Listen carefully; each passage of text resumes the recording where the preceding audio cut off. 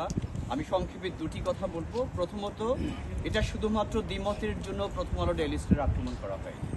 তারা আক্রমণ করেছে বাংলাদেশের স্বাধীনতার চেতনার উপর, তারা আক্রমণ করতে চায় বাংলাদেশের মুক্তিযুদ্ধের চেতনার উপর, তারা বাঙালি সংস্কৃতির যে ধারা আমাদের চলছে সেই সংস্কৃতির ধারাকে বিপর্যস্ত করে তারা ধর্মভিত্তিক একটি রাষ্ট্র কায়েমের জন্য চেষ্টা করছে।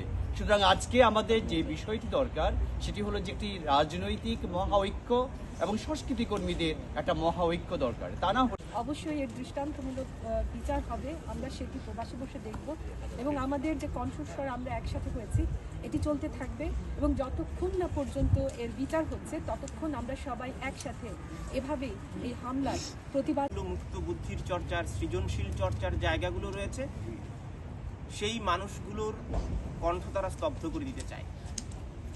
প্রথম আলো একজন সাবেক সহকর্মী হিসেবে আমি মনে করি শুধু প্রথম আলোই নয়, আপনারা দেখেছেন 5ই তদন্ত এবং বিচার দাবি করি। সাংবাদিকরা যেন স্বাধীনভাবে তাদের কাজটি করতে পারে সেটির একটা নিশ্চয়তা চাই, যে সরকারই ক্ষমতায় থাকুক না কেন। এবং আমরা এটা মনে করি যে প্রকৃত অর্থে সাংবাদিকতার উপরে হামলা মানে হচ্ছে তন্ত্রের যে একটা রূপান্তরের স্বপ্ন আমরা দেখেছিলাম সেটির উপরে হামলা।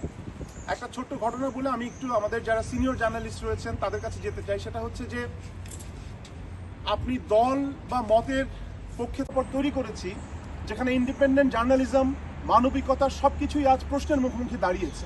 তো কাজেই এটির প্রতিবাদের জন্য আমরা এখানে উপস্থিত হয়েছি। আমি খারাপ দিকটা হচ্ছে এই সরকারের যে দেশে যে সমস্ত ঘটনাগুলি ঘটতেছে, স্বৈরাচার বলুন। এখন পর্যন্ত কেন এদেরকে গ্রেফতার করা হয় নাই, এখন পর্যন্ত কেন এদের বিরুদ্ধে ব্যবস্থা গ্রহণ করা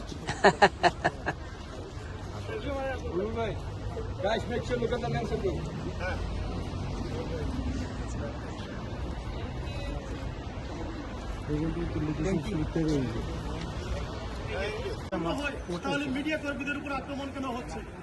এই মিডিয়া কর্মীরাও তো আপনাদেরকে 24-এর আন্দোলন বিশ্বব্যাপী করেছে, সারা বিশ্বের কাছে তুলে ধরেছিল সাংবাদিকরা।